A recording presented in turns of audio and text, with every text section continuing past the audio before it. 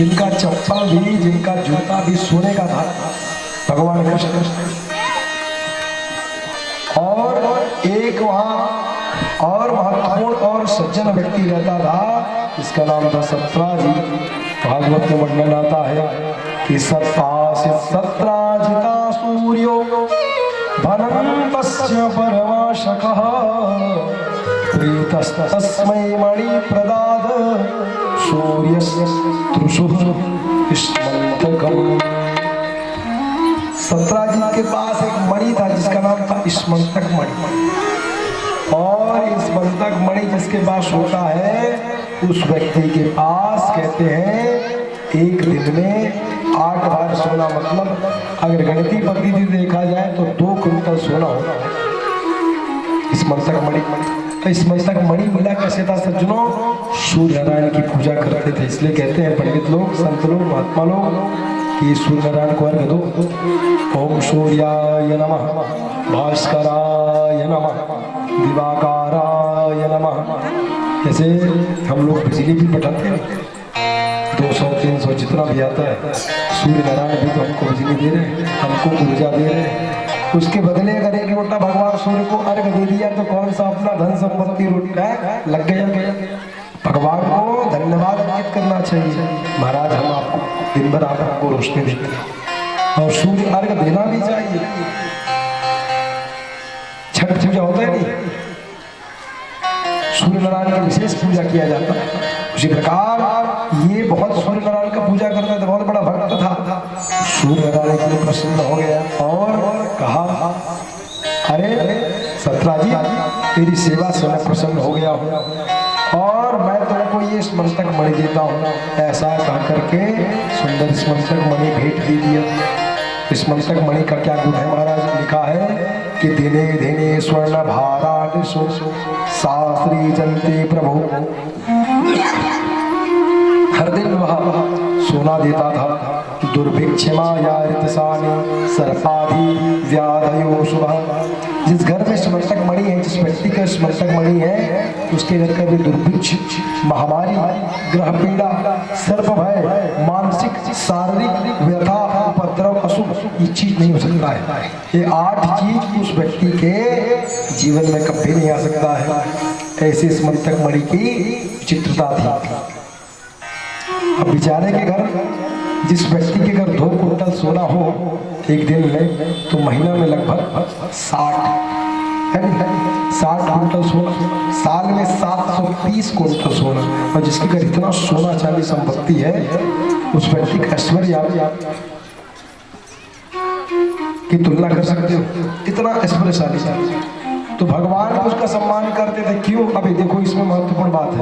आप गौंडिया हो, आप बड़े जमींदार हो, आप पैसे वाला हो, तो ये इसके पास लोग चंदा मांग लेते थे। हर गरीब की मदद करता था।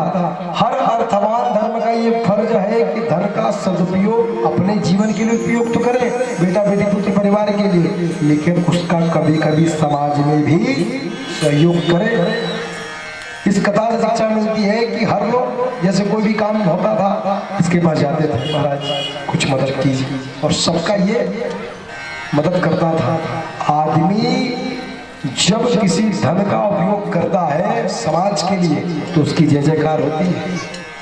जब कुछ आयोजन होता है, कुछ होता है, तो बिल्कुल आपको भगवान ने दिया है तो अपने शक्ति सामर्थ्य के साथ सहयोग करो।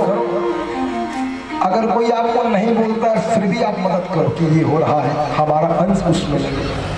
उसी प्रकार सत्ताजीत खूब दान दक्षिणा करता था, क्योंकि भगवान ने दिया है, और दिया है हाथ केवल लेने के लिए नहीं है। हाथ जब तक आदान प्रदान नहीं होगा, तब तक इस प्रकार कहते हैं ना, कुआं में पानी है, रोज निकालोगे तो ठीक है, 5 साल छोड़ दो तो पानी 5 साल के बाद निकालोगे तो वो गंदा हो जाता है, मैला हो जाता है। उस पानी को पियोगे तो जहर भी बन सकता है, हम मर सकते हो। इसलिए धन आपने रखा है, उसका उपयोग होते रहना चाहिए, केवल जमा ही नहीं करना भैया। निकालो समाज के लिए, अपने लिए तो देखो, अपने लिए भी उपयोग करो, समाज के लिए तो ये अपने लिए उपयोग करता था, लेकिन समाज में भी इसका बोलबाला था। एक दिन सत्राजी स्मन्तक मणि को पहन करके भगवान की सभा में सभी लोग खड़े हो गए। क्योंकि सबका सम्मान करते, क्योंकि जिसका सम्मान आदमी हृदय से करता है। सभी लोग खड़े हो गए, केवल भगवान बैठे थे।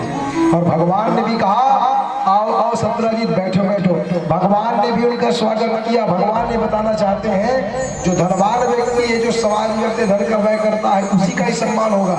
और केवल नाम के ही धनी है, काम में कुछ नहीं है, तो उसका कोई भी सम्मान नहीं होता है। इसलिए धन के साथ आदमी को यश भी कमाना चाहिए।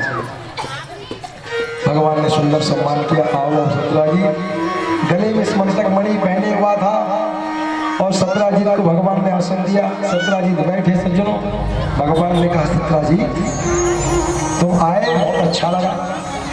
सत्राजित और भगवान में वार्तालाप हुई। सूर्य के समान तुम्हारा ये मणि चमक रहा है, स्मरणक मणि। भगवान ने पूछा देखो सत्राजित तुम्हारे घर में कौन कौन है भाई? तो सत्राजित ने कहा मैं हूँ, मेरी पत्नी है, मेरी बेटी है और एक मेरा भाई है, हम 4 लोग हैं। भगवान ने कहा इतना सोना तुम्हारे घर होता है और तुम लोग 3.5? भगवान ने कहा 3.5? सत्राजित ने कहा तुम तो 4 है। हाँ 3.5 ही मान लो, तुम्हारी बेटी भी जवान है, शादी हो जाएगी, तो उसको आधा ही मान लो भैया, कुछ दिन के बाद शादी हो जाएगी, वो चली जाएगी ससुराल। सत्राजित ने कहा ठीक है। हाँ। तो भगवान ने कहा इतना रुपया धन संपत्ति का करते क्या हो जी, कहाँ रखते हो, कैसे मैनेज करते हो? भगवान ने पूछा। बोले भगवान की कृपा है, भगवान सूर्य ने हमको आशीर्वाद दिया है। उसी समय भगवान ने बहुत सुंदर बात कही। भगवान ने कहा सत्राजित से देखो सत्राजित इसके पास धन ज्यादा होता है, उसके शत्रु भी उतने ज्यादा बढ़ जाते हैं। जैसे हमको ट्रेन में बैठ करके अभी जाना है इलाहाबाद, और जिसके पास एक बैग है वो अपना बैग को सिराना बना करके सो जाएगा, लेकिन जिसके पास 4-5 बैग है, कान में पहने, नाक में पहने, गलम पहने हैं, तो रात भर नहीं सो सकेगी। कहा गया है जिसका ज्यादा सामान रहेगा उतना वो परेशान रहेगा। तो भगवान ने एक सुंदर बात की सत्राजित से कहा सत्राजित मैं एक बात तुमको कहना चाहता हूँ, लेकिन भैया बुरा मत मानना। सत्राजित तुम स्मरणक मणि को पहने रहते हो और तुम्हारे जीवन में खतरा बना रहता है। किसी न किसी दिन कोई व्यक्ति तुमको मणि के लालच में मार दिया तो इसलिए इस मणि को तुम हमको हमारे राजकोष में इसको रख दो। देखो भगवान ने मणि देने मांगा था। भगवान ने कहा इस मणि को तुम रखे रहोगे तो कभी ना कभी तुम्हारी मृत्यु हो सकती है, क्योंकि ज्यादा धन भी डर का कारण होता है। बड़े बड़े घरों में जिसके घर ज्यादा पैसे हो, उसके घर जितने बॉडीगार्ड रहते हैं बड़े बड़े, उसके घर नौकर रहते हैं कि कोई मार डाले, कोई छीन डाले। सत्राजित ने कहा भगवान सूर्य ने हमको दिया भाई, हमको क्यों दे? भगवान ने कहा ये मैं अपने लिए नहीं मांग रहा हूँ। भगवान ने इस स्मरणक मणि को केवल सत्राजित की ही,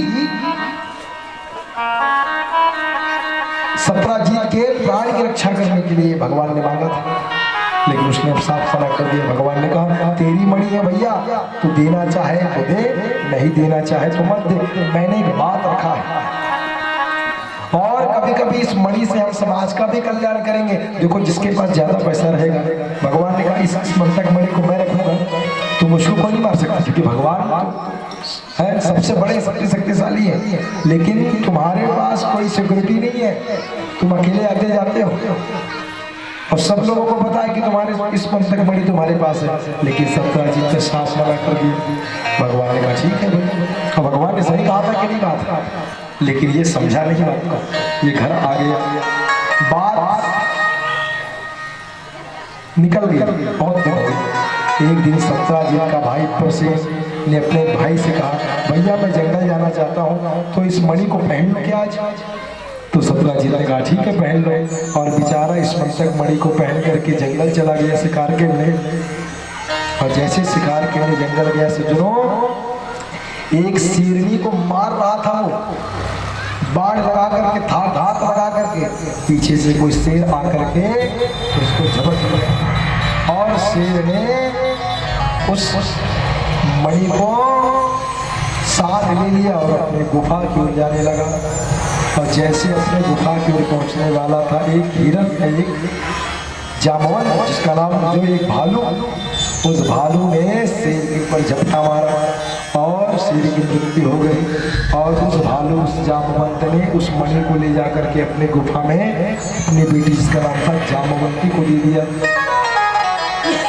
अब देखो भाई, जंगल का राजा है शेर, तो प्रश्न उठता है भालू ने शेर को कैसे मार दिया होगा? लेकिन कोई ऐसा वैसा भालू नहीं था, ये जामवंत है। और जामवंत ने शेर को जैसे मारा, मणि को अपनी बेटी को दे दिया। अब ये बात को 3 दिन हो गया। अब इधर सत्राजित घबराने लगा कि मेरा भाई जंगल गया था शिकार खेलने के लिए, 1 दिन हो गया, 2 दिन हो गया, 3 दिन हो गए, ये वापस नहीं आ रहा है। सत्राजित अब घबराने लगा तो सत्राजित को याद आई 3 दिन पहली बात कि भगवान कृष्ण की सभा में मैं गया था और भगवान कृष्ण ने मुझको मणि मांगा, मैंने मना कर दिया था। तो हो ना हो कृष्ण ने मणि के चक्कर में मेरे भाई को मरवा दिया होगा, ऐसे शंका हो इसे नहीं। लेकिन जब तक अपराध सिद्ध ना हो जाए तब तक हम किसी को दंड नहीं दे सकते। अब इसको थोड़ा शक लगा बेचारे को और मन में सोचा कृष्ण माखन चोरी करता था, मिश्री चोरी करता था, गोपियों के कपड़े को भी चोरी कर दिया। और जिसकी चोरी करने की आदत है उसने चोरी तो नहीं किया होगा, लेकिन खुल के बोल भी नहीं सकता है क्योंकि कृष्ण राजा है और बिना सबूत के किसी ऊपर आप आरोप नहीं लगा सकते। तो इस बात को अपनी पत्नी को कहा कि इधर आओ देवी, एक बात है मेरे मन में, लेकिन अभी ये मन की मेरी बात है और मैं एक बात तुमको कहना चाहता हूँ, किसी को बोलना मत कहिए। और किसी को बोलना मत अगर आप कह दो, चाहे स्त्री चाहे पुरुष हो, बोलना मत कहोगे तो गड़बड़ हो जाती है। किसी बात को बोल दो और चले जाओ तो फिर उस बात को नहीं बताएगा। लेकिन किसी को बोलना मत, किसी को बताना मत। और किसी को बताना मत कहोगे तो फिर आदमी बताने का मन करता है, क्योंकि जिस चीज के लिए आदमी को मना किया जाता है उसी चीज को आदमी करता है। उसने कहा देवी कान पकड़ के है याद कर लो, मैं जो तुमको बात बोलना चाहता हूँ किसी को बोलना मत देवी। उसने कहा महाराज मैं तो आपकी पकड़ी हूँ, किसी को क्यों बोलेंगे?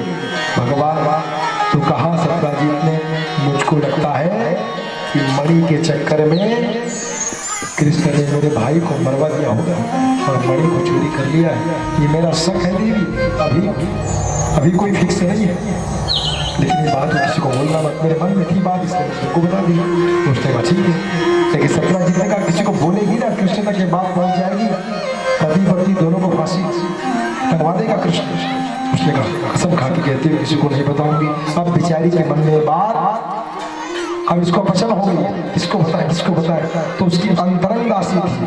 अंतरंग दासी का मतलब जैसे आप लोग जानते हो केकई के अंतरंग दासी का नाम था मंथरा। केकई के स्वभाव के बारे में जितना केकई खुद नहीं जानती उससे ज्यादा मंथरा जानती थी। अंतरंग मतलब उससे कोई भी बात छिपाने वाली। अपनी दासी से जा कहा रानी ने तुम मेरी अंतरंग दासी हो देवी, अब अपनी मन की बात तुमको नहीं बताऊंगी तो किसको बताऊंगी, लेकिन ये बात किसी को मत बताना। ऐसा कहा करके उसने अपने अंतरंग दासी को बता दिया। अंतरंग दासी ने फिर किसी दासी को बता दिया।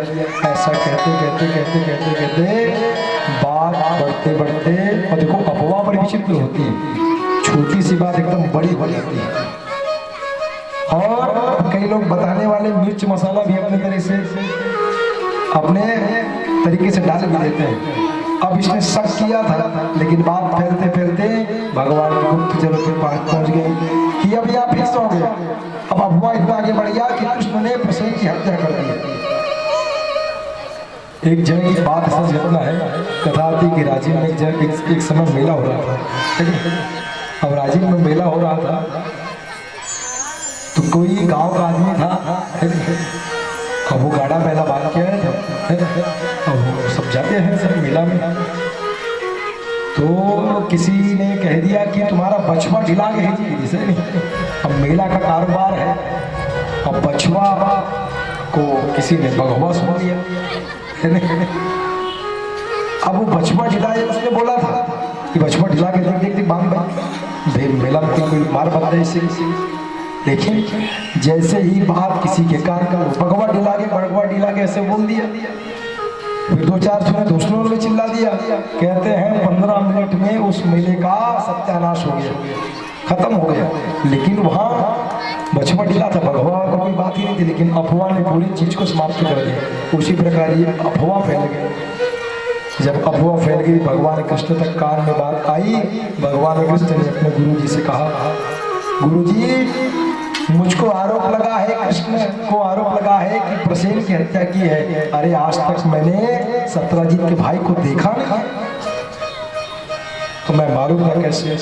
गर्गाचार्य ने कुंडली देखी और कहा, कृष्ण जब तुम 4 वर्ष की उम्र में थे उस समय तुमने गणेश चतुर्थी के दिन चंदा को देखा था।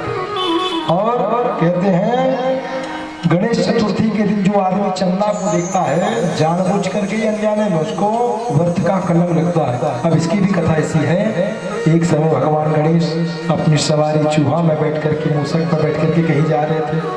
अब जल्दीबाजी में गणेश भगवान नीचे गिर गए। अब नीचे गिर गए तो चंद्रमा देख रहा था और चंद्रमा से हंसी निकल गई। अब चंद्रमा जब हंस दिया तो गणेश जी को गुस्सा आ गया, अरे कोई आदमी गिर रहा है और उसको देख करके तो मजाक उड़ाता, मैं तुमको श्राप देता हूँ, जो तुझको देखेगा उसको कलंक लगेगा। तो चंद्रमा ने आके कहा, मारा अरे मुझको देखे बिना किसी का काम चल सकता है क्या? दिन में सूर्य और रात को चंद्रमा। महाराज आपको श्राप दे दिया ठीक है, लेकिन सारे समाज को भी इसका कलंक लगेगा।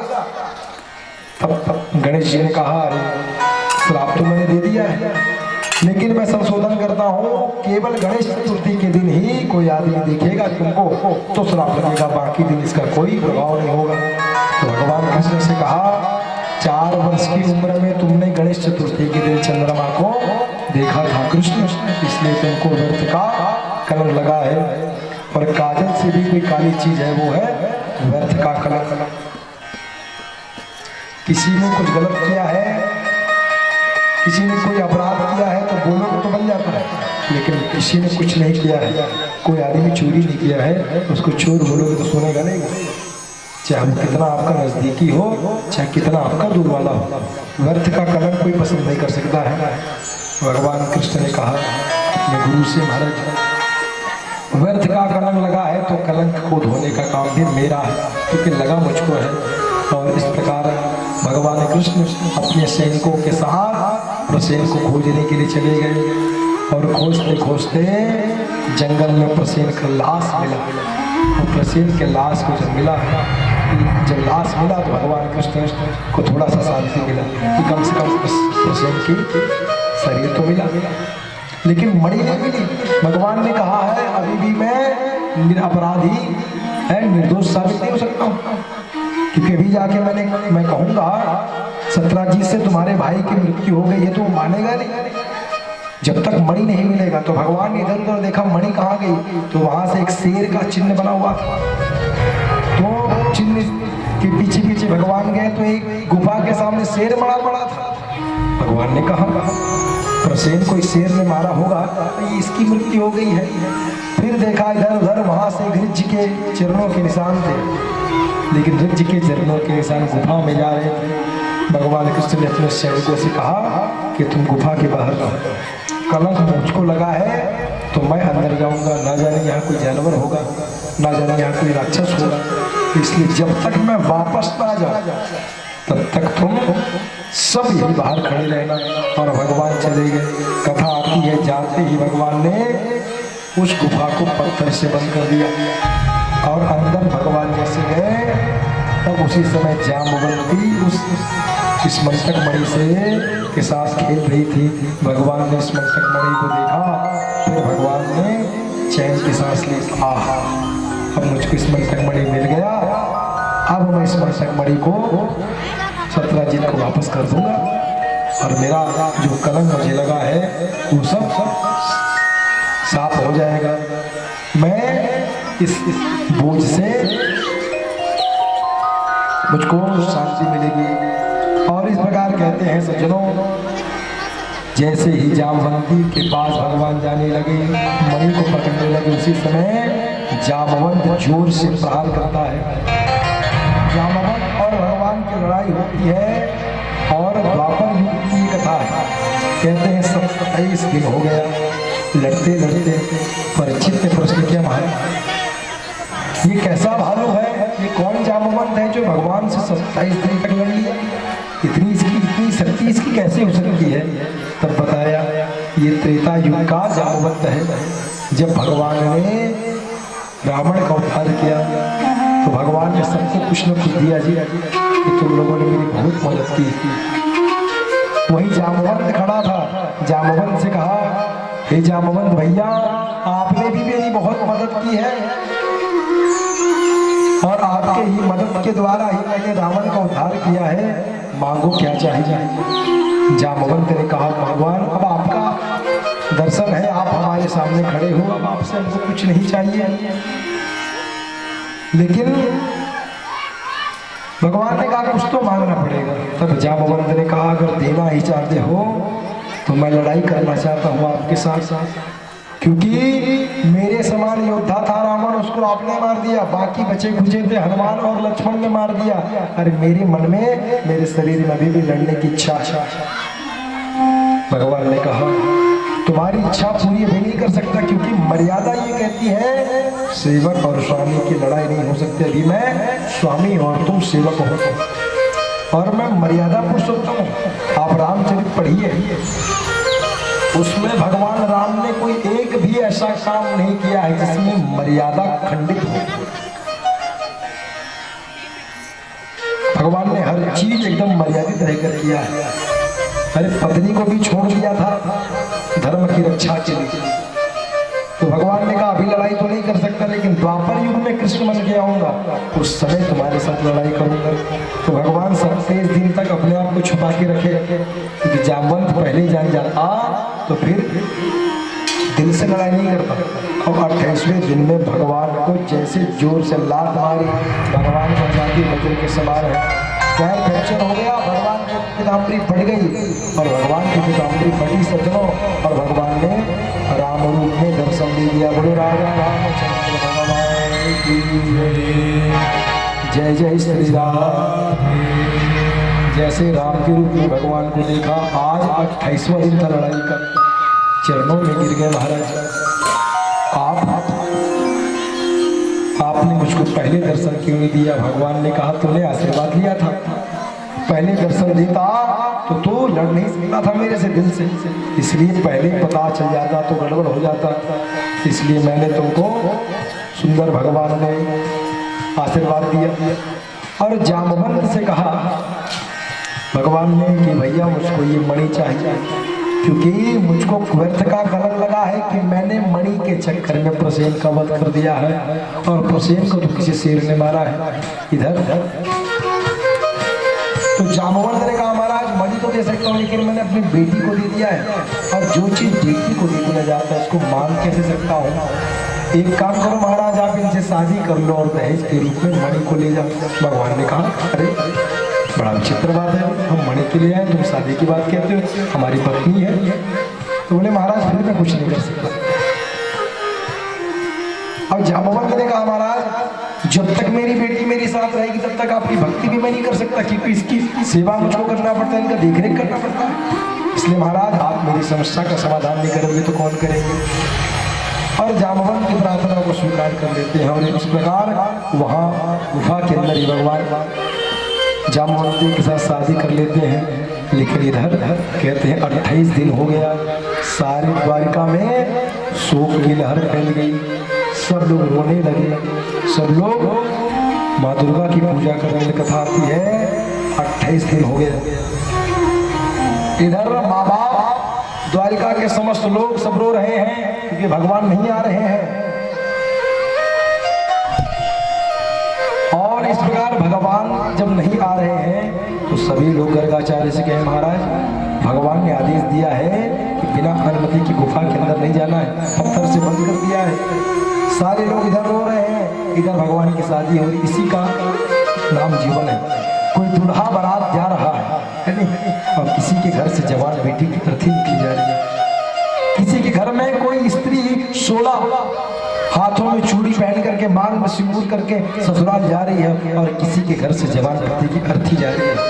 कोई हंस रहा है, कोई रो रहा है, किसी के घर कोई बच्चा जन्म ले रहा है, और किसी के घर कोई बुजुर्ग मरा जा रहा है।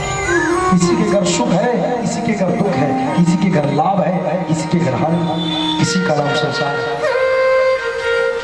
और दुनिया किसी के बिना रुक भी नहीं सकती है। इधर भगवान की शादी हो रही, इधर भगवान के प्राण की रक्षा के लिए सब दुर्गा जी की पूजा कर रहे हैं। दुर्गा मैया, हे कालिका मैया। और कथा आती है नौधा भक्ति, मतलब कहते हैं जमारा, कहते हैं देवी अनुष्ठान कराया, देवी पुराण कराया कि हे दुर्गा मैया, हे कात्यायनी मैया। देवकी ने कहा मेरा कृष्ण लौट के आ जाए, इसलिए मैं आपकी पूजा पाठ करा रही हूँ, कथा करा रही हूँ। हे दुर्गा मैया, सच्चे मन से अगर मैंने आपका पूजन किया है तो मेरा कृष्ण मुझे मिल जाए। और सभी लोग माँ कात्यायनी की पूजा करने लगे। प्रेम से दुर्गा मैया की। आइए हम सब भी माँ कात्यायनी का ध्यान करते हैं, दुर्गा जी का ध्यान करते हैं। और सबसे लोकप्रिय सेवा गीत है। आइए हम सब मिलकर किसको गाएंगे। बोलो बाकी बिहारी लाल की जय।